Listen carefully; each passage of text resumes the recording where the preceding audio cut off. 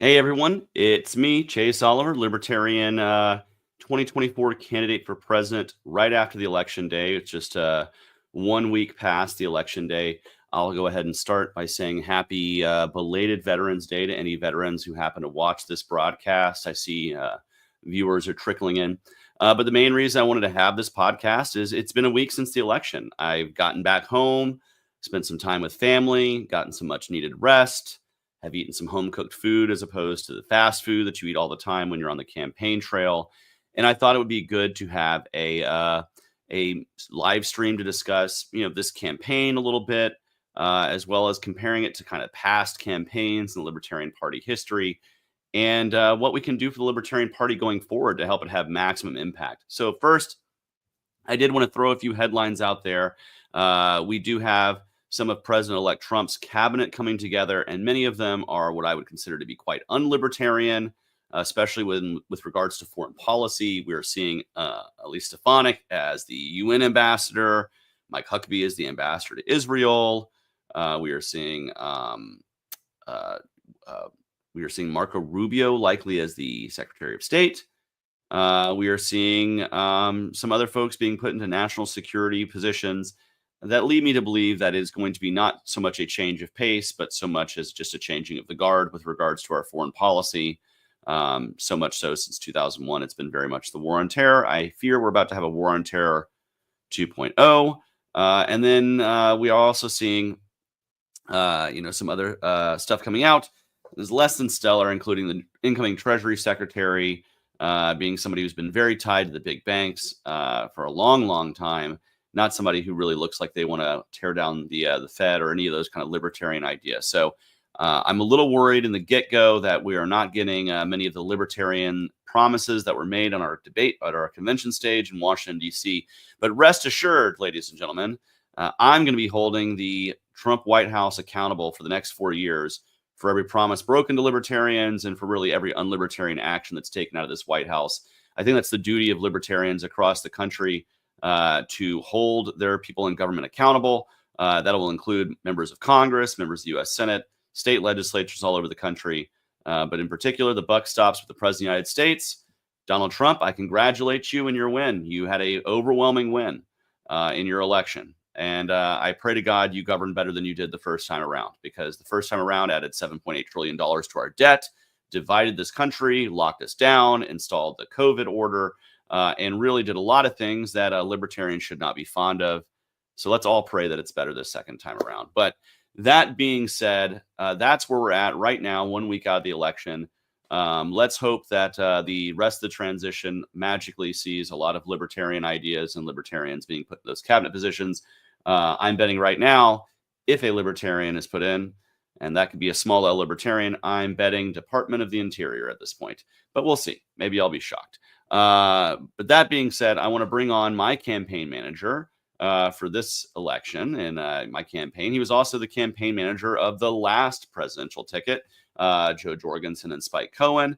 That is Steve Dosbach. I will be bringing him on in a second, as well as Dan Fishman. The reason why I'm bringing on Dan Fishman is not only is he an incredibly nice guy, a wonderful person to hang out with at convention, which we do every time there's a national convention. Me and him end up always hanging out for a little while. I either sneak over to his table or he sneaks over to mine for some good old-fashioned commiserating and talking of bylaws and this, that, and the other. But he's also the former executive director of the Libertarian National Party. So when it comes to knowing the inner workings of the National Party and from that side of things, Dan has real insight that very few people do, and certainly not myself.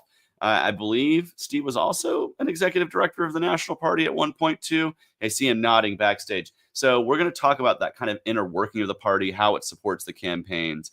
But first, I'm going to throw up some of these comments here. Let's see. We maintain our ballot access and majority AG and treasury races. Awesome, awesome, awesome. That's great. We like to see those ballot accesses maintained. Most ballot access was maintained across the country. We didn't see like we moved that far. Let's see. Trump is a corporatist. I agree with you. He's a former businessman. We should not be surprised that he's really in bed with big business. He's kind of a big businessman. That's what he kind of did his entire life to varying degrees of success, from buildings to stakes.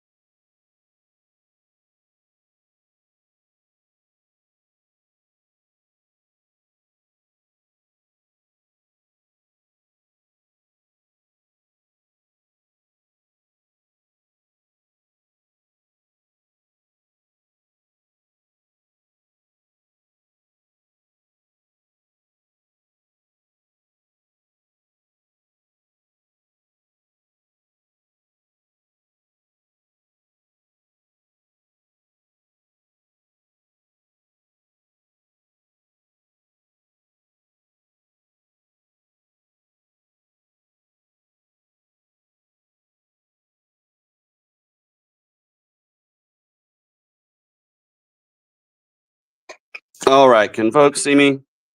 I'm back. I hope y'all can see me. Give me one moment. I'm on my phone now because my laptop decided it wanted to die. It just did not want to keep doing its thing. There we go. Give me one moment. So, hello, how we doing? Do I want to run for president in 2028? That was the question that was brought up there. We don't know, but I'm going to bring Steve on. I'm also going to bring Dan on. Hey, folks, can y'all hear me? Can I hear you? Up? Hey, how we doing? Let me flip this over that way. That's a little bit better. Easier to see now. I'm going to be doing this from a phone. We got 800 people watching. Hey, I froze. Sorry, my laptop died. This is just a sign that I need to. That was just the dramatic building of the audience. Yes, it was. That's what it was. Welcome back. Yes, I'm back. So, yeah, the question that was up there is, am I running for president in 2028? The answer is, I will run for president again one day if the party is in a position to properly support its presidential ticket. And I'm certainly wanting to make sure that it happens before 2028, whether I'm running or not in 2028. We're going to do the work to make sure that whoever our candidate is in 2028, they have a lot more chance for success than we've had this time around. And that is due to a variety of factors. And let's talk about that. So, Steve, you are my now former campaign manager. You were also Joe Jorgensen's campaign manager. And so let's talk about some of the things that we felt went right and some of the things we felt maybe we could have done maybe a little bit better or stronger on. I'll start with, we certainly got me around enough, right? Like we got me across the country. We kept me busy, right? I would say that's an area of success. But I'll let you just speak a little bit about your experience in the campaign and maybe provide a little insight to what you think is, kind of the postmortem. Maybe not a full postmortem. We'll be doing that in the future once we get a little bit more data and information from states across the country. But just what's your general thinking about this election? Well, I think that we've seen in this election something that I really didn't have a good handle on until after this, is just how critical having the full support of the national party and the national office is. We've never had an election before this one where that was missing. And to be honest, I misjudged the impact that what would it be done and what the impact would be. 4 years ago, as soon as Joe was nominated, we had a flood of donations come in, people signing up for volunteers, and that didn't happen this time. And frankly, that was confusing to me because it's kind of typical for that to be the case.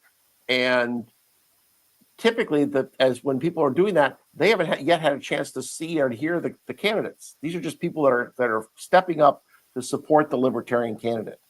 And I think the difference was 4 years ago and every election prior to that, our party immediately went out with the information, immediately began so that the sort of the hardcore libertarians out there would get excited, get involved, and start volunteering and donating.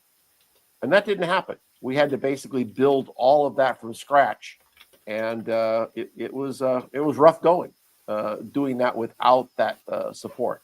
And I know that Dan was the person 4 years ago who provided that support, or sort of spearheaded that support at the national office. Yeah, I'll just hop on top of that, in that the Libertarian Party is a corporation. We are incorporated, and we have responsibilities to our shareholders, and we have business cycles. And you can go back all through time, and the best year for the Libertarian Party is always the presidential election year. And so when I got the job in 2019, I looked at the schedule and I said, this is what we want to prepare for. From pretty much July until May, July until February, when COVID hit, we were preparing to support the presidential campaign. And then once COVID hit, we said, okay, it's not going to be a campaign like anything else, but we're still going to have to do it. And one of those things was ballot access. It's the party's responsibility to provide ballot access, or at least as much as the party can. At the end of the road, there's some states that you can't get ballot access in until after you know who the candidate is. You guys went through all of that as well. But in the long run, we looked at it as our mission. The whole thing that we were doing was gearing up to support the presidential campaign, because a strong presidential campaign increases the strength of the party and the health of the party in the long run. I want to say that, I was executive director in 2020, but I was also senior staff on the Johnson Weld campaign in 2016. And, we worked hand in hand with the party at that point in time. There are several events that, the party and the campaign went to together. Nick Sarwark and I were locked together in the Freedom Cage at Hofstra, protesting the debate. We were doing all these things, and it is critical that the party be, or at least the party is supposed to be, the one that gets everything in a row, because in the beginning, the candidate is running a different race. The candidate is running the race to win the nomination, which means you have to get votes from libertarians. And that's very different from the national campaign. So the party is supposed to be setting up all the groundwork and all that stuff. And it was, I don't have to tell you guys because you were there.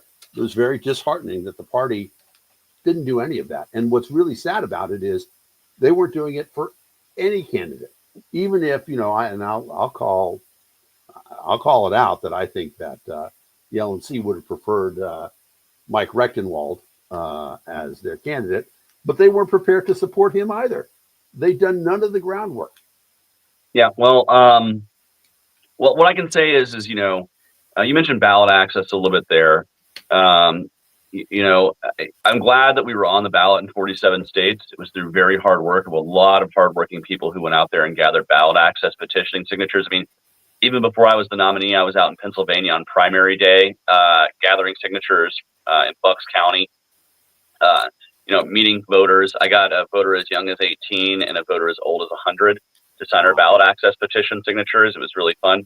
It was a great day out there.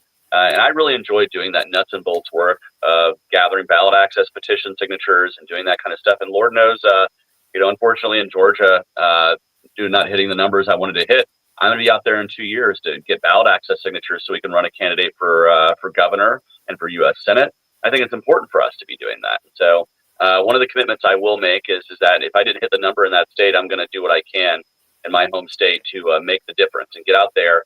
And I'm hoping those who were maybe less than supportive of this campaign also join me in getting out there and doing this, because it's right for the Libertarian Party. And it's not about me. I want to say that.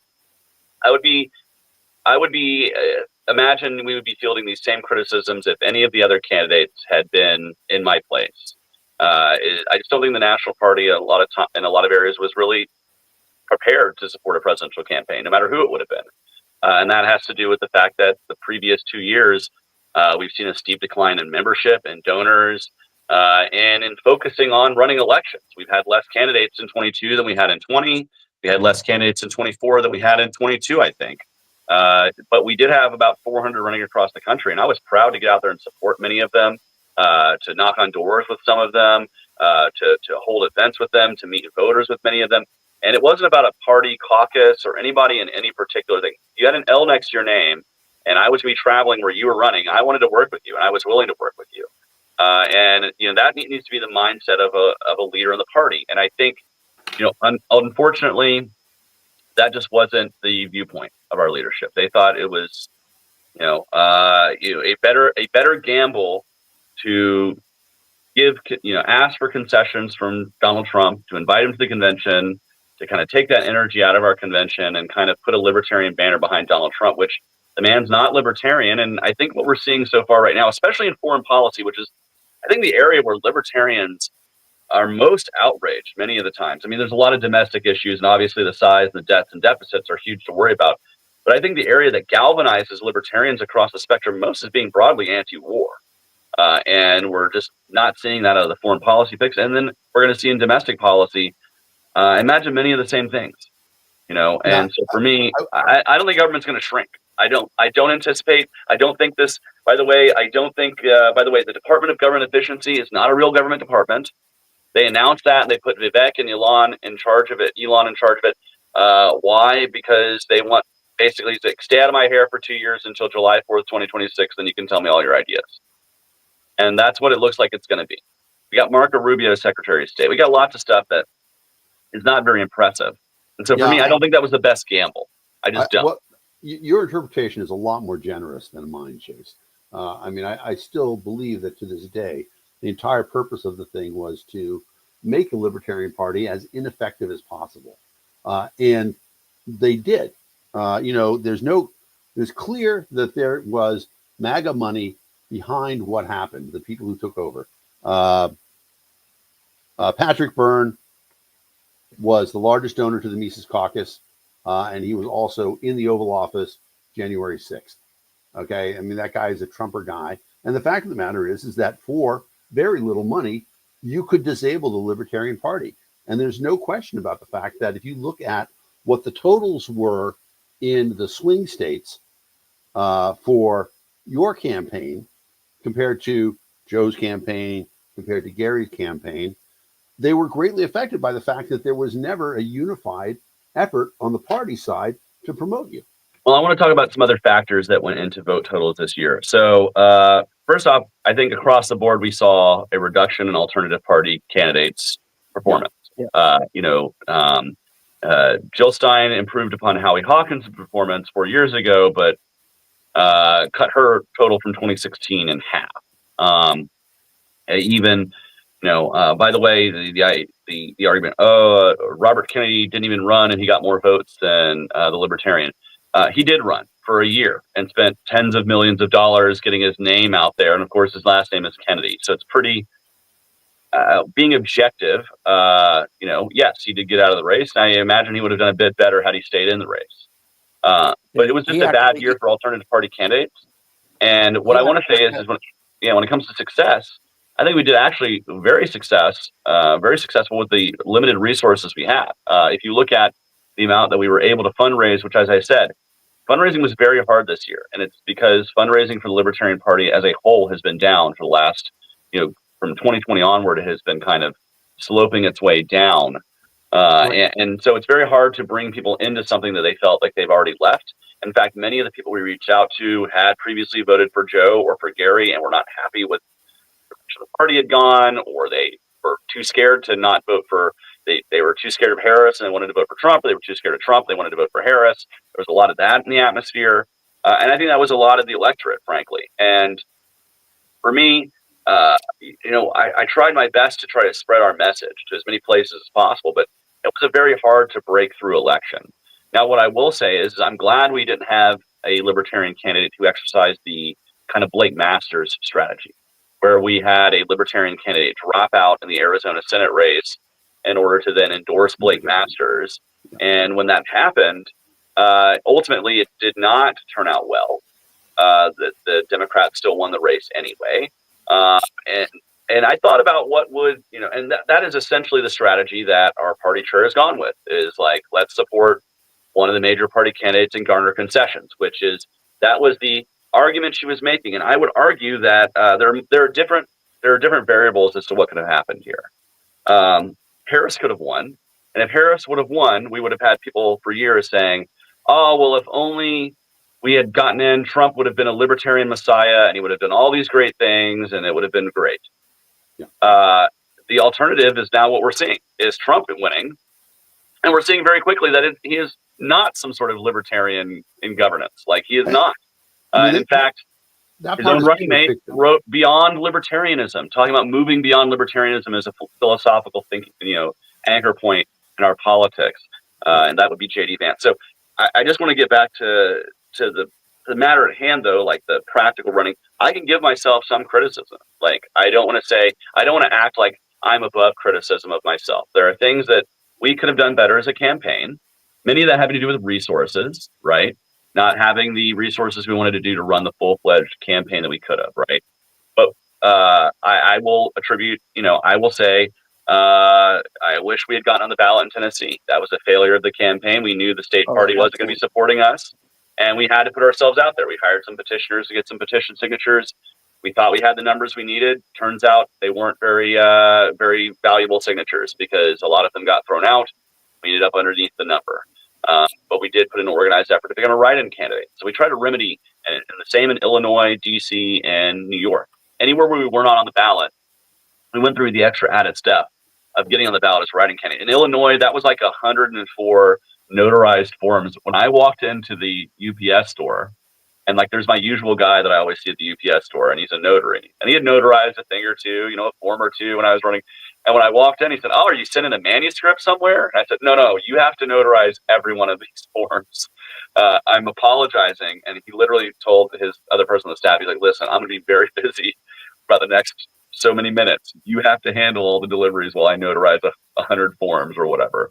And so we're still going to see those votes counted. We still haven't even gotten all those votes counted yet. I want to loop back to something you said, though, about fundraising and the party. The party can do things that the candidate can't, including a fundraising committee where it pairs together all the state committees, all the corporate committee, all the committees, etc. And, we have a friend who is among the wealthiest donors to the Libertarian Party who gave the Kennedy campaign $250,000 because they had the capacity to do that. And that meant they got to meet, have a sit down and talk with Robert Kennedy. They would have given the Oliver campaign $250,000 if there was a vehicle to do that. But the party did not make that available to them. No, in fact, as soon as they formed it with Kennedy, that took it off the table. Exactly. For us, not only with the national party, but with the states, because the states get their authority to be able to do that from national. And and it's still I know that our FEC expert reading the law says that you can only do those kinds of coordinated expenditures with the nominee of your party, which Kennedy was not. Right. So that's going to be for other people to decide, not for me, because I stayed the hell away out of that. Now, what I can say is even more so than the money, right? Which the money would have been very important in the resources. There's also the perception, the public perception when it's announced the Libertarian Party is joint fundraising with Robert Kennedy. That just has people stopping even searching for a Libertarian candidate because they assume that Robert Kennedy is pairing with the Libertarian Party. He must be their candidate. He must be their guy. We ran into that in fundraising calls. Oh, yeah, many times. And talked to people, and they said, "Well, I thought Kennedy was the candidate."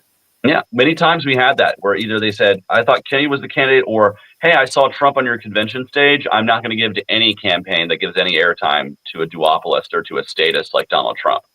And so we had lots of former members of the Libertarian Party or former donors to past Libertarian campaigns or past supporters really saying these things. And I think that the perception really did hurt us. Now, people will say, "Well, we got a lot of extra media." We got a lot of extra media while Donald Trump was in the room. When Trump left the room, most of the media left too. And the people who were there to cover Donald Trump being at our convention were not there to cover libertarians or support libertarian campaigns or give libertarians airtime other than to say, "What do you think about Donald Trump being at your convention?" And so I don't think it did a great job of promoting libertarians. It didn't. Although we did get good coverage of a lot of articles saying that libertarians booed Donald Trump. Which he deserves. Libertarians should boo Donald Trump. And frankly, if you're looking at the picks that he's made for his cabinet right now, we should have booed louder. Because right now we're seeing the exact opposite of libertarians being installed. And sure, it's not Mike Pompeo and Nikki Haley, but Marco Rubio and Elise Stefanik are those people in just a different name. It's just a different group of people who are going to be advocating the same policies that they were advocating 4 years ago in the Trump White House. And sadly, those are being probably very bullish his on appointees. I think that those are probably the smallest government people that he's going to appoint. The others will be, real authoritarians. Yeah, I'm worried. I mean, and I'm worried about how much our debt and deficit is going to explode with this whole deportation plan. How much he's going to try to work around his cabinet using special advisors and flexing every muscle he can. This is not somebody who is thinking about the average American. They are thinking about how can they flex their muscle to utilize what they want to do.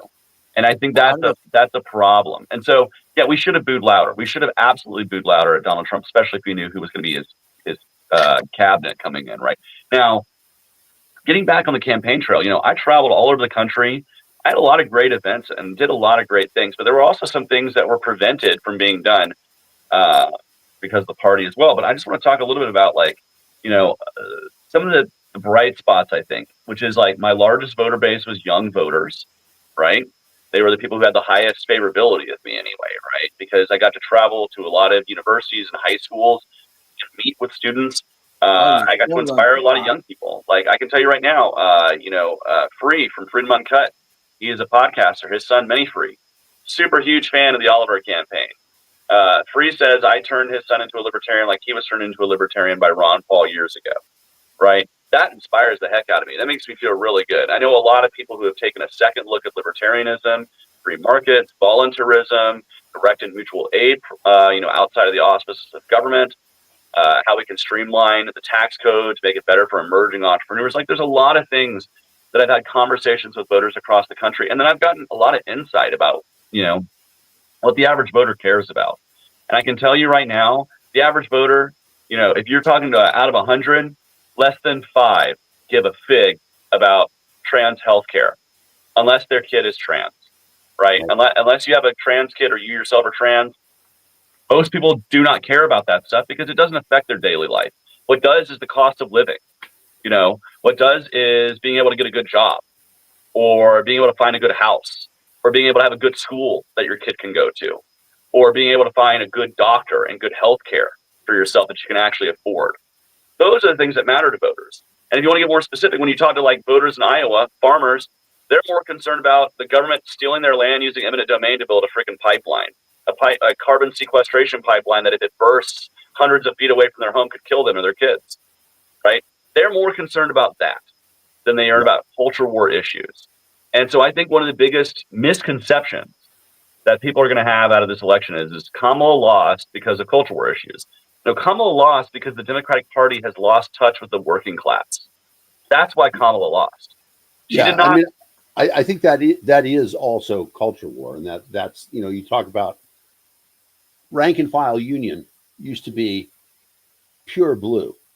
Those guys 100% voted for Trump, unless they were in the very specific sort of like SAG, Screen Actors Guild, or teachers unions, but Teamsters, right? They had a whole big thing. The Teamsters were going to endorse Trump. Democrats did everything they could to stop it. But, one of the nice things about your campaign was that, you had a message that everybody who heard it was educated by it.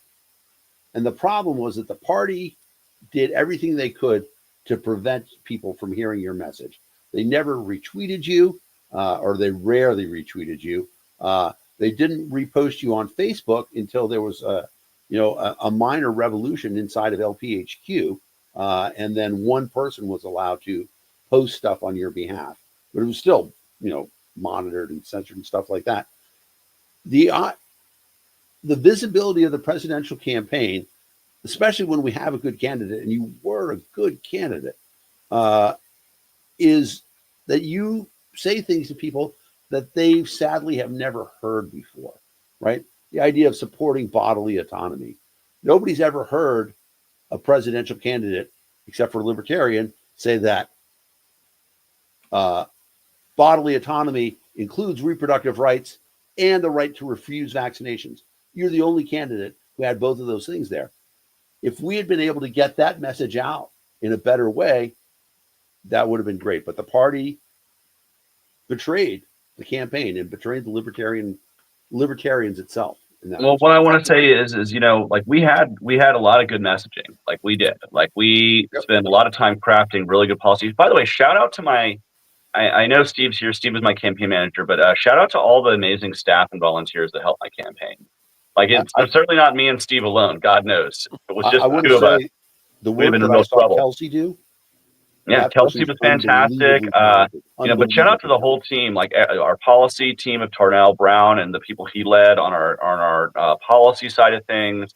We had an amazing development director and Evan McMahon. I mean, we had an amazing staff of people, all up and down. Field direction from Tom Pink, my personal buddy Jax, who was like my body person who kept me sane and safe on the road, because there was a lot of miles that need to be driven. We did over I think we did 2,800 miles in a week in a rented Toyota Camry, me and Jax, campaigning across the country. And so why didn't I go all in on Gaza? Well, I did as much as I could. Like, I focused on being anti-war as much as I could. In every speech, I focused on needing to end the war. I focused on my background as an anti-war activist. The reason why I think Jill Stein had a natural advantage on that issue is much of that energy was coming from the campus movement. And they skew left because libertarians aren't the best at reaching out to campus folks. Now, I want to say I did my best to do that. I actually participated in a presidential candidates forum at the University of Texas at San Antonio on Gaza specifically. And there were 4 of us. There was there was supposed to be a Democrat, but the Democrat chickened out at the end because I don't think the Democrat wanted to have to defend the Harris line on Gaza. But there was myself, the Green Party, the Party for Socialism and Liberation, and the Uncommitted Movement. And the Party for Socialism and Liberation was a student, and she brought many of her friends into the hall. So I want to say the vote was a little skewed in her favor. But I got second place in a room full of college students, and I was not backing down. There was one question that was something like, a majority of young people think that college should be free, and healthcare should be free, and childcare should be free, and housing should be free. What does you or your organization think about that? And I said, well, I'm going to disagree with the majority of the people who were polled here, because that's a pretty terrible way to get good services and good things if you want the government to be doing it. Things Still are want a lot of generally the worth room, what you pay for them. right? Still want a lot of the room. When I said I don't want my child care to be the same people who run Amtrak, right? Like, I don't want that to be the same people who take care of our kids, be people who run Amtrak. So still went off pretty well. But I do want to say there were opportunities, and Steve, you can speak to this, where we wanted to have debates on campus. And in New England in particular, the campus didn't want to have libertarians because they had heard rhetoric from the Libertarian Party of New Hampshire and said that we don't want to have that kind of noxious political party on our campus. Yep. And so we lost the chance to speak of them. Yeah, they were trying to organize a debate between Jill Stein and Chase, a one-on-one debate, and it was all planned for University of Massachusetts, and then they backed out. And then a college that we had been on earlier in the campaign, worked with had great relationships with. We were moving there, and then all of a sudden they backed out. There was somebody else had a connection to a place in New Hampshire. They said no, and then we found out later that the reason was because of the comment. This was shortly after the New Hampshire party had tweeted out that if somebody murdered Kamala Harris, they would be an American hero. Yeah, that and so it basically poisoned our chance to speak to potentially hundreds of students, right? And bring the ideas of liberty and libertarianism. Where it was going to be televised. Yeah, where it would have sorely been needed, right, on a college campus is where we need to be spreading the ideas of liberty most of all, right? We need to be seeing more and more young people getting involved in the process. And that would have been a great chance to bring it to the campuses, to talk about how not only are we anti-war, but we're also anti-authority and anti-authoritarian. And so that was unfortunate. And so that is one example of a missed opportunity that happened that was completely out of the campaign's control, that had to do with external factors, well, really internal factors of the Libertarian Party, but external to the campaign. But there were a lot of areas where I would have liked to have had much more, a more vibrant campaign, but we just didn't have the resources. And again, a lot of that has to do with the fact that, there was not a lot of third-party energy in this cycle to begin with. Much of that oxygen had been swallowed up by the RFK campaign before he had dropped out and left a lot of people in the lurch, and then shuffled it all over to Trump. But the joint fundraising committee. There's a lot of things that really were unusual headwinds against this campaign. Now, I do want to say this: we still got the 5th most number of votes of any Libertarian presidential campaign. I am the 4th highest vote-getting candidate. That would be Ed Clark, Joe Jorgensen, and Gary Johnson, who are ahead of me. And Johnson ran twice. Absent that, there has not been a campaign that's earned more votes than I've had. And this includes former congressmen. This includes former state representatives. authors, well-known libertarian, speakers and philosophers. You Really got more great group votes of than people. Harry Brown. I'm honored to be among the 14, it's 13 candidates, something like that. I think it's 12 or 13 of us that have ever run for president as libertarian. And I'm honored for that. Like, I feel great to be among many wonderful people. You just name dropped Harry Brown, Dan. He is the one that, if I was to say what candidate would I want to be most like, it's Harry Brown. And Harry Brown was a great communicator in a way that did not disparage people who were not libertarians yet, didn't approach them in a hateful way. He reserved his criticism for the government and not for individual people who did not realize they were voting for a system that empowered that government to steal our liberty and to steal our rights. And He was guess never what? a gatekeeper. Yeah, he also came in 5th place in 2000, just as I came in 5th place in 2024. He was not the 3rd highest vote getter. That was Ralph Nader of the Green Party. He was not the 4th highest vote getter. That was Pat Buchanan of the Reform Party, which, by the way, the Reform Party was killed by Roger Stone. Please not let the same people do it again to our Libertarian Party. That's just my side note there. But the point is I feel very confident in the fact that facing all the headwinds we did, we over exceeded expectations for what we would have had. And we certainly got more votes than if our candidate had dropped out and endorsed Donald Trump halfway through, which we have now seen was the strategy of at least in the Blake Masters race. Based on the comments that I heard from Dave Smith today, I don't anticipate that had he been the candidate, anything would have been any different. And I'm glad that we have a candidate who stayed at the top of the ticket. I hate to say that that's a bar that we have to clear, but that is the bar we had to clear in this election. Yeah. As well as, we had a great field too. Shout out to the other candidates who ran for president. I got to know many of them as I got to travel across the country, and they're wonderful people, including my running mate, Mike Termott. Shout out to Mike. What you were saying, Steve, I'm sorry. I was just going to say that, to put this in perspective, for this time around, Jill Stein got 723,000 votes as of when these numbers were compiled, spent $2.4 million. RFK got 96,000 votes and spent $61 million of his own money, plus the money from the joint fundraising committee, which was several additional $1 million. You spent less than $500,000. Yeah. So it's crazy. And so I'm going to say, pound for pound, we did pretty good.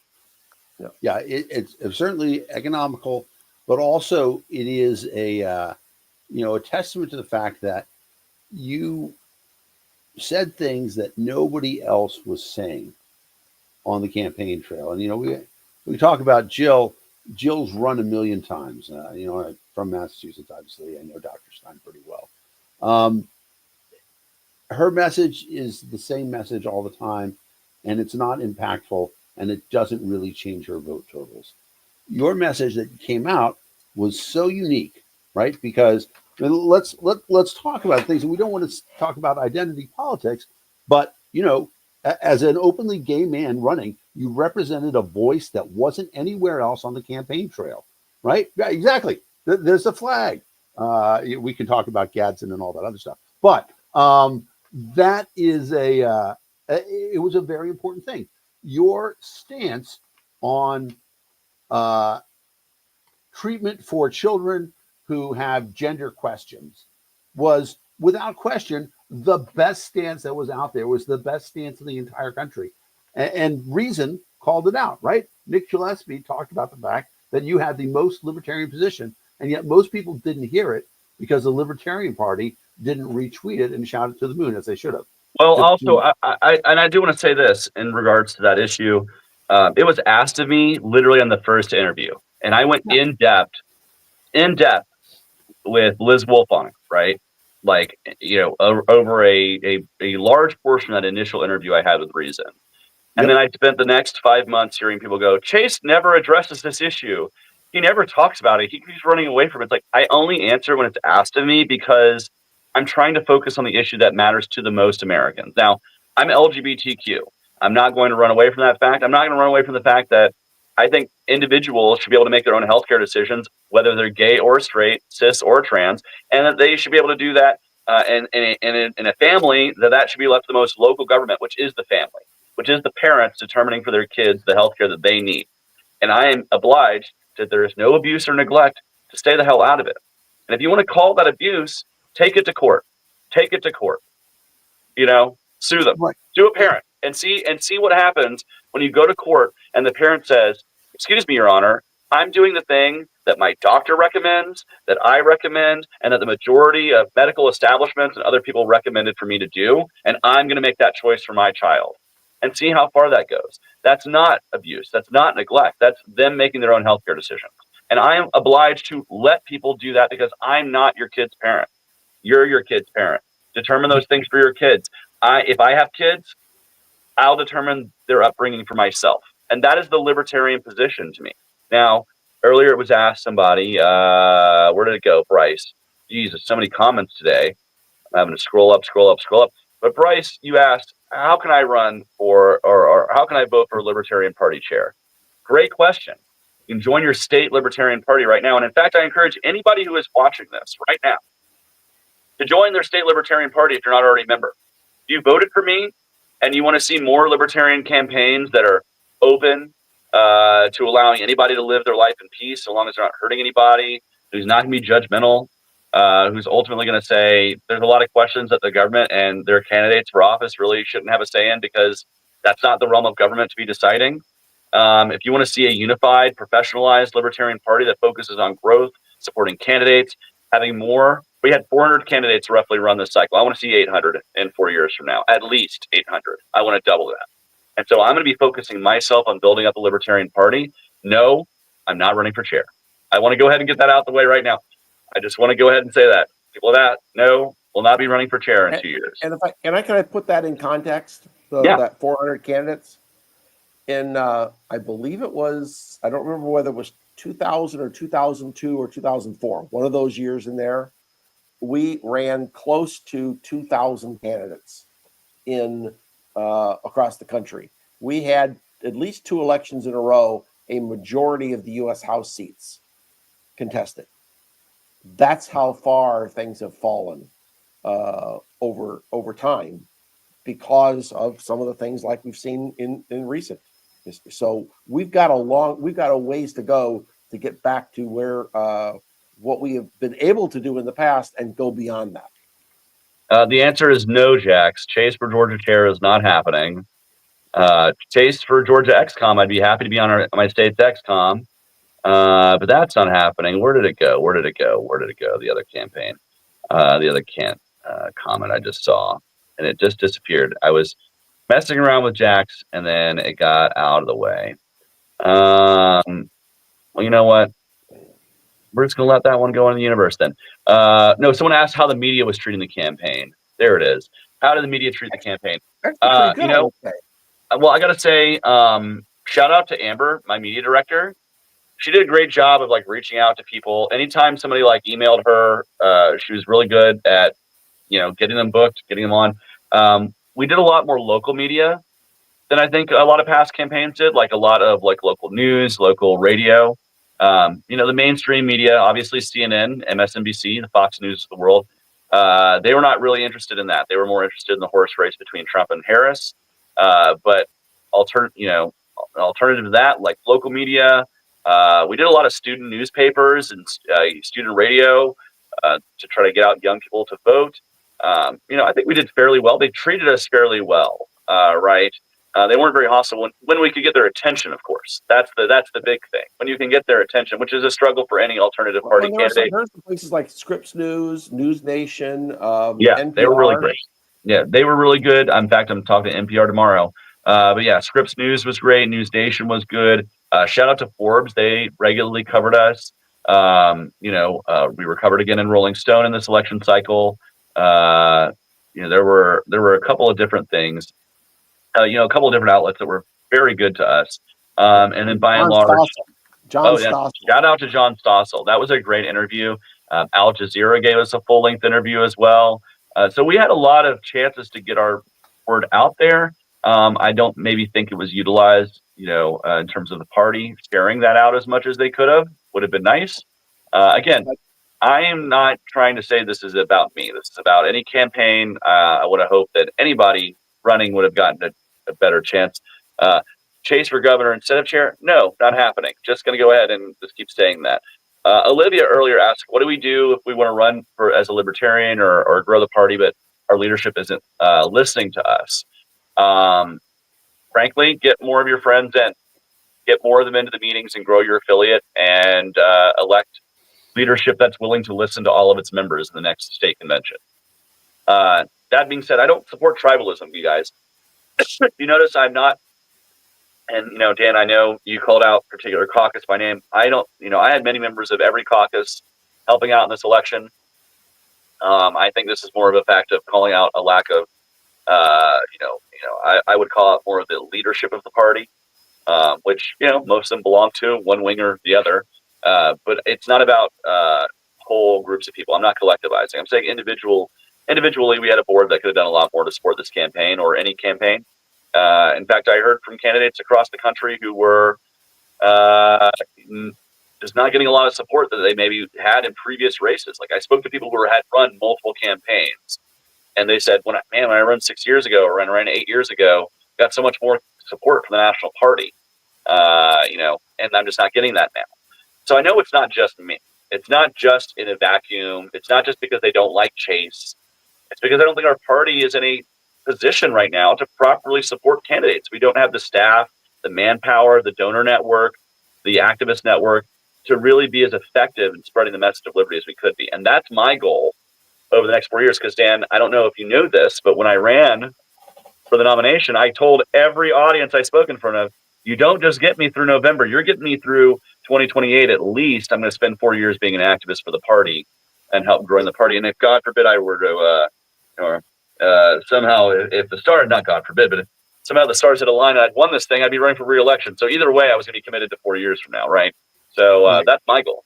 Well, and I appreciate that because you are, I don't want to say the elder spokesperson, but you are the most prominent spokesperson for what the party is supposed to be.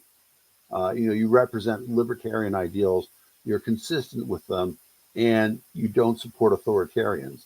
And for the people who are talking about how do I change the party, Chase hit the nail on the head.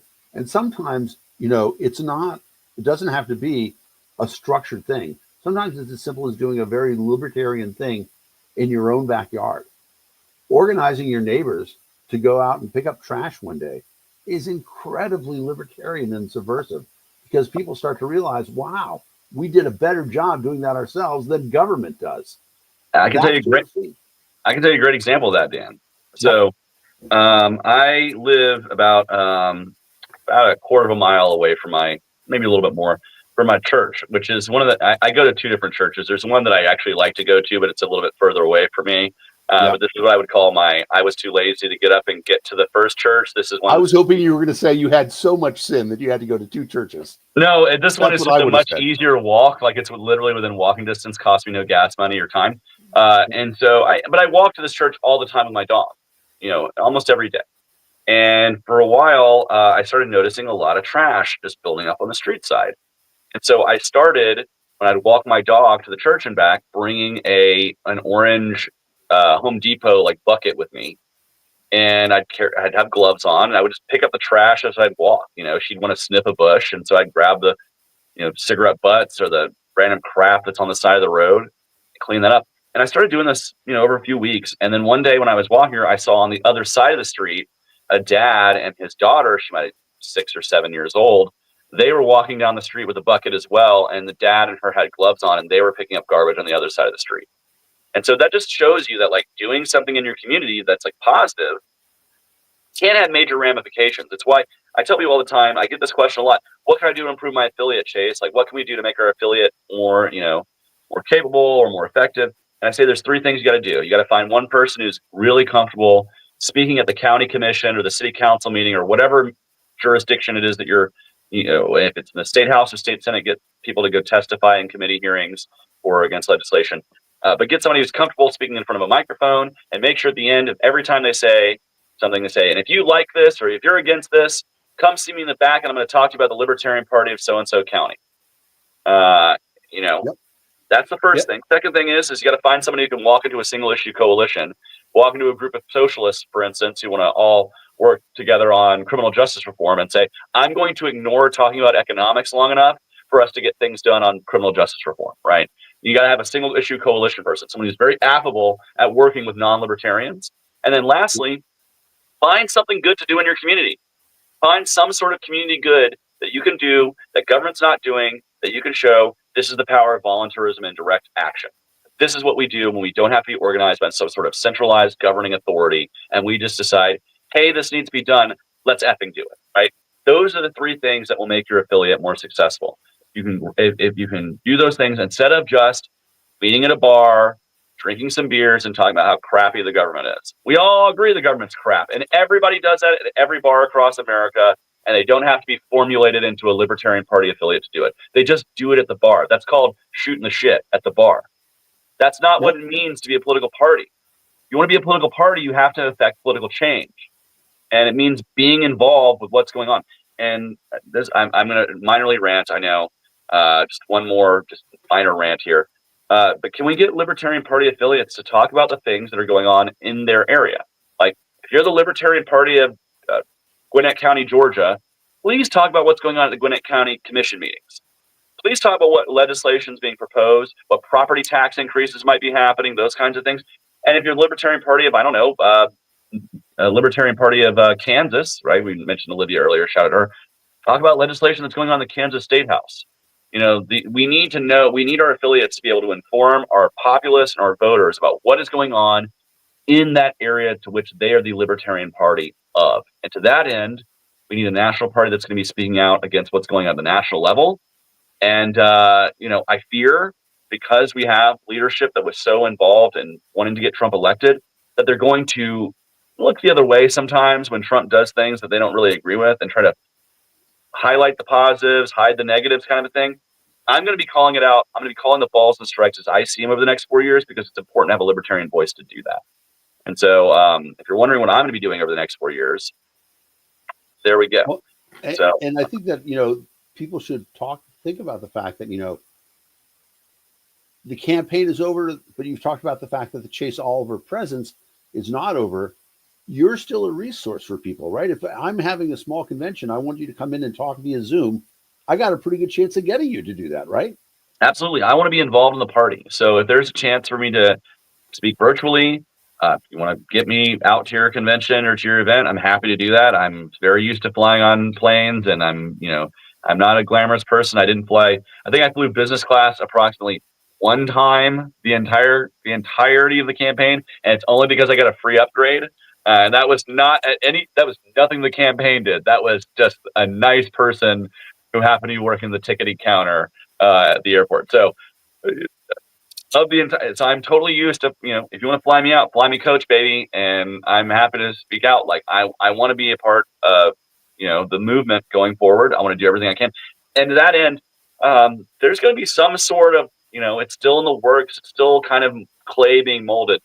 There's going to be some sort of organization that folks, if they want to put their activism and their energy into, to professionalize the Libertarian Party, but also put out messaging that is boldly libertarian in the wake of the Trump administration and the Congress that's incoming, that will be holding people accountable for what they do, holding votes accountable, holding state houses accountable, holding individuals who are in government accountable, and providing libertarian solutions.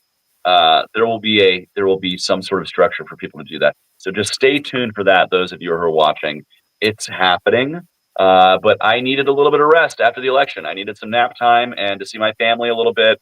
And we got Thanksgiving coming up. So just look forward towards the end of 24, the beginning of 25, to see some a vehicle to which you can really affect the political change you want to see in your community and across the country, and really support the growing professionalization of the Libertarian Party. Again, I am not caring about caucus here.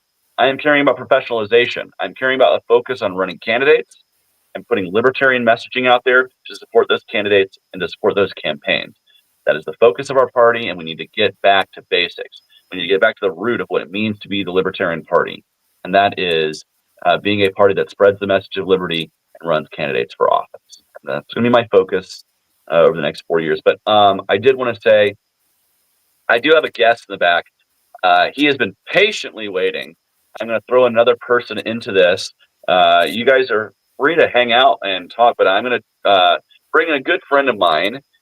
He is a fellow candidate in this election cycle. He ran as a Libertarian for El Paso, the El Paso County Commission. And he is a fantastic guy. And he is somebody who really took my challenge to get out there and be among your community and knock on all the doors and speak to your community as much as possible. And he did that by knocking on thousands and thousands of doors as a candidate. I joined him in knocking on a few doors when I was recently in El Paso, as well as speaking to a fantastic high school class and joining him for some Friday Night Lights football while I was in town. Because, you know, when you're in West Texas, you got to have the full West Texas experience. But I'm going to bring him on right now. That is Ryan. Odessa Permian? What's that? You said for the Friday Night Lights, you go to an Odessa Permian game? This was not an Odessa, no, different Friday Night Lights. Okay. This was out in El Paso. But I'm going to bring on Ryan Woodcraft to the stage. Welcome, Ryan. Hello, sir. How you doing? Great to see you. How are you? I'm doing fantastic. I hope you've gotten a little bit of rest post-election day, as I have. A little bit. I just flew back from San Antonio today. My oldest had the state marching band competition at the Alamo Dome. And so we were there for the past couple of days supporting Pebble Hills High School. But I've definitely got to sleep in a couple of days. I'm grateful for that. Yeah, go Spartans. And yeah, so that's one of the other reasons why I went out and watched the football game is because your son's in the band. I was a band kid myself. And so I said, let's kind of see how the Texas football experience is. It's a little upgraded from the Georgia high school football experience. I will fully admit everything's bigger in Texas, including their high school football games. And I was really happy to be out in Texas. I was actually in Dallas also for my election night party. I'm going to be back in Dallas this coming weekend for an awesome Liberty conference. So staying busy as well out there in the Lone Star State. But I just wanted to speak to you, Ryan, a little bit about your experience in being a candidate, kind of, how do you feel about it? First off, what were the results of your race? If you want to let us know that, but how do you feel about how the race went?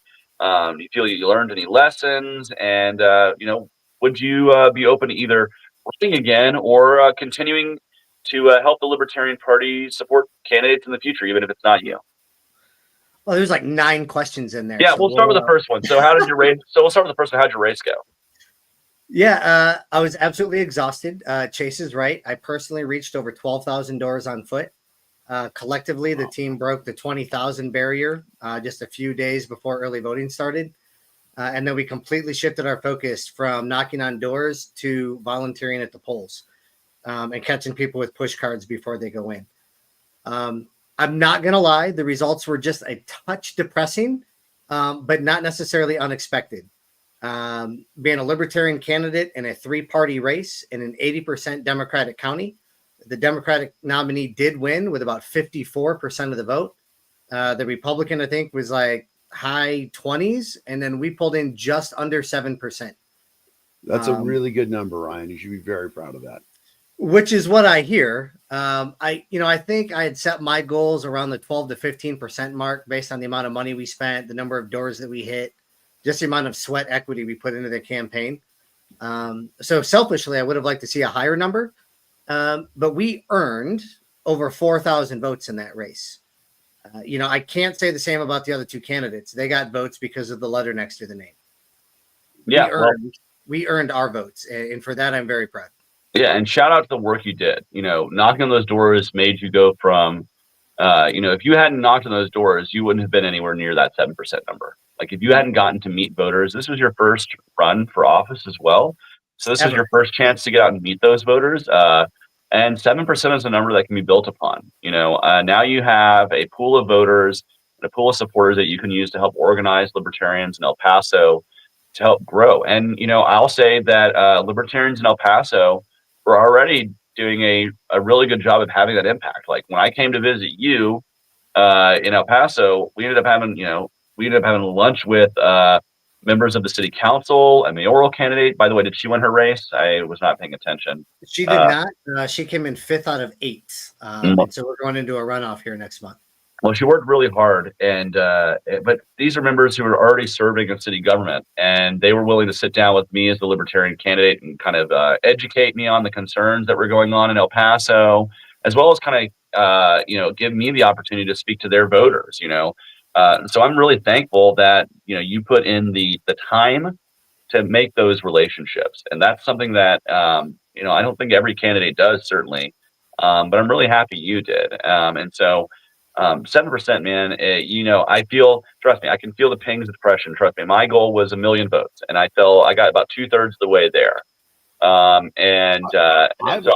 can feel that same kind of feeling, but I want you to know that you far outperformed, I think, what most city council candidates did for the Libertarian Party across the country, for sure. Your numbers are so good.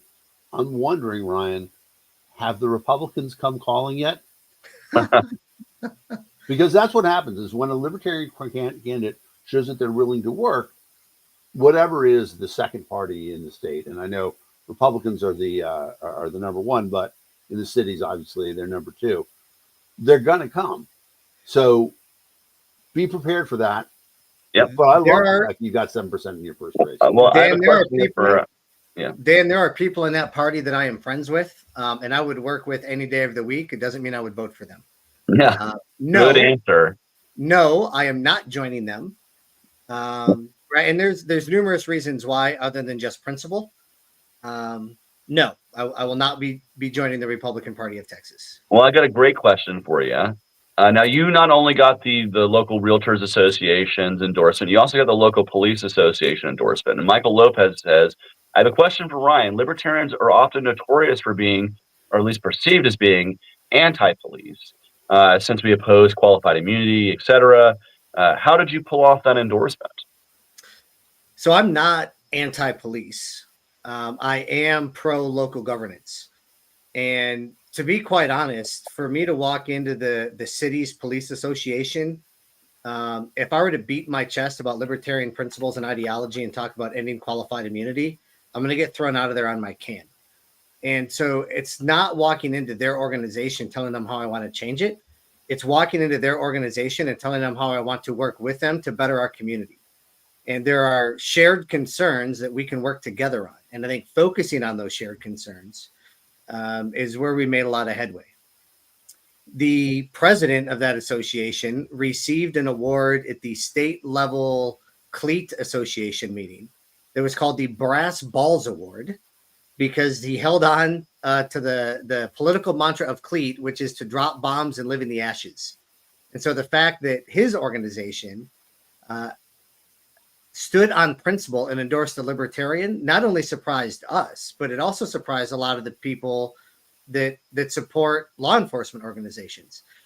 I think the other part is and not to split hairs over, the different factions or ideologies within libertarian ideology, but I identify myself as a classical liberal. And so at the local level, that includes using taxpayer dollars to support police, fire, courts, and infrastructure. And public safety is a priority of mine. It's not just law enforcement. That includes sidewalks and streetlights in underserved communities. And how do we do that responsibly? And so I think, by coming in with this, we're going to end it all, and we're going to start from scratch mentality is counterproductive to what we're working at, right? We keep talking about moving the needle in the Overton window. It's moving the needle like a second hand. We're not just, swiping it completely to one direction immediately, right? I think we have to use a scalpel, not a chainsaw. Yeah, well, and comment here from Connor says, we should divert police forces away from non-harmful crimes and reallocate them to locations of actual dangerous crimes, crimes that harm people, right? Like, I think and if we approach police, saying that we believe that there's a law enforcement, we just think there's too many laws in the books, or that we need to focus on crimes that have actual victims, you can actually work to improve policing. I am a long time what I would call a police accountability activist. Some police officers would say I'm a rabble rouser or a shitster or whatever. But I'm somebody who wants to hold police accountable, talking about those things like qualified immunity. But I also understand that, even in the minarchist ideal, which I'm a minarchist, like I don't think government should fund a lot of things, but we're still going to have some sort of courts to adjudicate disputes and some sort of law enforcement apparatus to enforce laws where people's liberty is being violated. And so, Chase, I think it depends on what side of the dais you sit on. If you look at it from a law enforcement officer's perspective, their job is to enforce the laws, not write the laws. And so if you have a real problem about what laws the police are enforcing, we need to go to our elected officials that write the laws and rally there. Now, am I saying that every act of negative policing is them just quote unquote doing their job? No, I'm not going to say that. But we really need to get after the laws and not the people that enforce them. And I think being able to tie that into those victimless crimes and nonviolent crimes like drug use. Drug use is a healthcare issue, not a legal issue. And so how do we attack that appropriately? Yeah, absolutely. And again, this is not saying we are not straying away from the ideas of, I see Darren right here saying in qualified immunity and civil asset forfeiture. Fully agree with you. But I do think it's a great idea that you actually were able to walk into your police department and earn their support and their trust, and not just be seen as somebody who wants to take their budget away from them or whatever. And so for me, you did a great job there earning that. And also, I can say this as a police accountability activist who had a former police officer as a running mate. So that we did a great job there. So I did want to circle back here and just kind of to say thank you very much for being a candidate, Ryan. One of the 400 across the country who are doing this thing. So. And with that, I want to say I wish our campaign, of course, we were very supportive of dozens of campaigns across the country. We endorsed many, and we were happy to work with them, not just, classical liberals like Ryan. We were also out with campaigns and candidates across the spectrum of the Libertarian Party. And we're going to continue to talk to candidates in the future. Ryan, I'm glad you kind of come on a short notice and give us a little bit of time and to chat about your campaign and maybe some lessons learned there from how you were to effectively campaign for the first time as a libertarian and get that 7% of the vote. But really, I want to, again, thank you for being a candidate, but I really want to look at what we can do to improve our party going forward so that way we can have dozens more people like you in the state of Texas running for those offices, as well as hundreds more across the country running for those local offices. And so my focus is going to be what can we do to provide best practices. And so I'm hoping, Ryan, you meet some of these other candidates who have been part of this 2024 cycle can form sort of a brain trust, because we want to export those ideas and what worked best and what didn't work to that next generation of libertarian candidates, whether we run again in the future ourselves. We know people in our political atmosphere who are thinking about running for office. So yeah, and here's what we're doing now with that, Chase, and I can circle back to what Dan talked about earlier. So I owe LP Texas a report here in about a month because the campaign I ran was an experimentation. We haven't ran a serious candidate in El Paso County ever, and so we didn't know what the numbers look like. And so there's a lot of those lessons learned that I'm going to get back to the state party on how many hours, how many doors, what type of marketing. What advice we took, what advice we didn't take, what would we do different, those type of things. Dan, it really started for us a couple of years ago. We talked about how do you get involved locally. I serve on 2 city boards. I'm appointed by one city council member to the Ethics Review Commission, who's a little bit more left-leaning because it's a nonpartisan race. And then I'm also appointed to the Bond Overview Advisory Committee by a right-leaning city council representative from a different district. And so, right, people don't have to be elected. You don't have to grandstand and soapbox to get involved. Just go get involved. The vast majority of our seats are open, unfortunately, in the city. And so some of these boards have a hard time meeting quorum because they don't have volunteers to serve on them. So go serve on a board in a volunteer basis that meets once a quarter. At the county level, Chase, is the vice chair of El Paso County. Part of our job is to recruit candidates to run for local office and support those candidates for local office. And that's where we're going to focus. If that's recruiting from the left, if that's recruiting from the right, if that's recruiting somebody that's never ran before, we're going to do that. because we're going to build the party base. There is a potential that in 4 years, we're going to have a district attorney and a sheriff's candidate with a big L next to their name. Right? I can't promise anything, but we're laying that groundwork now. And, really supporting the state party and their staff as they look for statewide races and ballot access races. As much support as I loved to get from LP Texas, their focus should not be my race. Their focus should be Ted Brown for Senate, for the Supreme Court races, supporting some of those House district candidates or the state Senate candidates. Let the states focus there. And they provided us with some outreach and some education and some infrastructure backing, and I appreciate that. I was going to say, I hope some voter lists and walking lists and stuff like that too. Honestly, Dan, we didn't have any of that here because we hadn't built it. Part of this experimentation was for us to start building that baseline. Well, I want to say thank you so much for coming on, Ryan, and I'm excited to see what LP El Paso does go in the future. You guys do a great job in Texas. LP Texas itself is a great state affiliate. LP El Paso, I'm a big fan of. I even had the lapel pin I make sure to wear every time I'm in Texas because it's always nice to have a Texas lapel pin when you're down in the state. But I want to thank you so much for coming on here. We will not win if the LP cannibalizes itself, says Jonathan Oliveros. What about the Moses Caucus? Well, I don't believe we have a Moses Caucus yet, but let my caucus go. Let my libertarians go. I'm down for that. So let's see what can happen there. But I thought we were just going to send the plague. I thought we were just going to send locusts and frogs. I wasn't sure. Exactly. Sometimes it feels like I'm getting the plagues of Egypt when you're running for office on those really lonely nights when you wake up in the morning and you don't remember what state you're in. But I do want to say thank you so much to Steve here and to Dan, and just to kind of loop back. Just as we end this thing, I'm going to let each of you go one by one.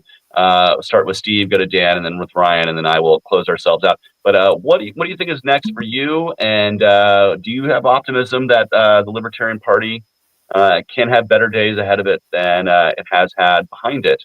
Do you think we can reach higher highs than we have, say, in 2016 with Gary Johnson? But also, what's personally next for you, Steve, as we go out? Well, I'll be doing what I can to assist your efforts as in whatever capacity you need. I still do some work with Joe Jorgensen as well, active with my state party, and we'll be working around the country to try to make sure that we have leadership in our state parties that is representative of the members in those parties and not just one clique or another. Well, I look forward to seeing you next time I'm out in the area. Shout out to all the great libertarians out in South Carolina. Y'all are wonderful folks. I can't wait to be back in the area. I'm going to say goodbye to Steve. Thank you very much for giving us some of your time. Give my best to Libby and all the others. Have a good one. So that question is now to you, Dan. What are you going to be doing post-election? Do you have any projects in the works or anything you want to talk about? And do you think we have a brighter Libertarian Party ahead of us? So it's interesting. I have been sort of feeling, my guy Andrew Heaton runs a podcast called The Political Orphanage. For the people who feel like they've sort of lost whatever their political parents were. And I was I would say I was big into the Libertarian Party for a long time. Pretty anti-Libertarian Party for the last 2 years, at least the anti-national party. But I'm starting to think that maybe there's a path back. I think it does have a lot to do with you and, and potentially, other hallmarks of the Libertarian. You had a post on earlier from a guy who was using the old Libertarian Party logo with the Statue of Liberty. Let me get my hand in there. And I'm like, man, maybe that's what we want. Let's bring that branding back. Talk about the Libertarian Party that, used to really stand up for all sorts of that sort of thing. And maybe that's the sea change that we can see. I would be very excited to see the old, and by I say old, I mean longtime Libertarians, come back and make a stand. Because it's important to say, I do feel like we lost the party. I feel like maybe a little bit of that happened while I was there, and I tried to do something to stop it from happening. But whatever it was, I'm going to own my piece and say we didn't stop it. So yeah, Star Child, my buddy. That would be a change that I would like to see, of us getting back to those things, acknowledging that it was the old school members who had become a little complacent, and that's why we let the party get taken from us. So I'm hoping that we find a way to get back to that. In terms of what I'm doing right now, I put a little thing at the bottom. I started a company called Real Report, REEL, realreport.com. Essentially what we do is, if you take a video on your phone with the Real Report app, you can find us in the Google Play Store, you can find us in the iOS App Store, and we're at realreport.com. We guarantee that a video that you shot, we say where it was shot, we say when it was shot. We guarantee that it was not altered by AI, so that every video that you see on Real Report, you know when, where, and what it does. In fact, there are a few videos of Chase on the Real Report website that we filmed when I got the honor of being his body person for a day in DC. So well, that's what I'm up to. Thanks for the opportunity.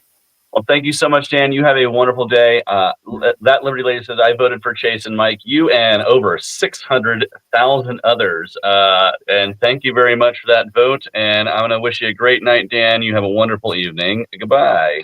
All right. Now there's me and Ryan here hanging out. Ryan, what do you got going on post-election, whether it's just hanging out, enjoying time with family, organizing LP El Paso? And do you feel like we got brighter days ahead of us for the Libertarian Party? Yeah, I think our days are bright. You know, when I referenced earlier, we live in a county that's 80% Democratic. My opponent won 54% of that vote. And it was really one of the closer races and a partisan race in the county. And some of that support for the Democrats is slipping. You know, one thing I was able to do was really appeal to those blue dog Democrats or those Jeffersonian Democrats and tell them, you know, if you care about putting food on your table and financial responsibility, come on over to this side, because the candidates that you're running don't. And that really resonated with folks. And I think at the local level, being able to connect with families on that level is going to be important. So what am I doing going forward? Great question. You know, there was definitely a couple of days of absolutely nothing other than picking up signs and making thank you phone calls. And now we are in the process of looking at where we can take that momentum next. I'm working with my strategist, and we think there may be a run in the spring for a nonpartisan race that I could take advantage of. I'm not committing yet, right? Like there's still some discussions and some exploratory things. And you know, my wife gets 51% of the vote, and I don't know if she has an appetite for another run. But we're taking an honest look at it. We're going to be running on pretty much the same platform. It's financial responsibility. Oh, we love it. So yeah, it's you know, I have a tendency to rip off a lot of your taglines, Chase, because you're just such an amazing spokesman for the movement. And so, you know, one of my posts I made right after Election Day, the theme was, this is just the beginning. And I'm not going anywhere. Y'all are stuck with me. I saw a comment in there earlier about spaces. Yes, I routinely frequent Freedom Uncut and Free Spaces. So if you don't follow him, please do so. But I'm open kimono, right? So join me in there, ask questions. And together, this is just the beginning. Let's go to work. I love it, man. Well, I'm going to say thank you so much for giving us a little bit of your time. And you mentioned the wife gets 51% of the vote. Again, you have proved my libertarian theorem that libertarian men marry up. They always have a better half. And we let those better halves have 51% plus control over our lives for sure. But I want to thank you very much for coming out. You have a wonderful evening. I'm going to pop you out of the stream here. Oh, goodness me.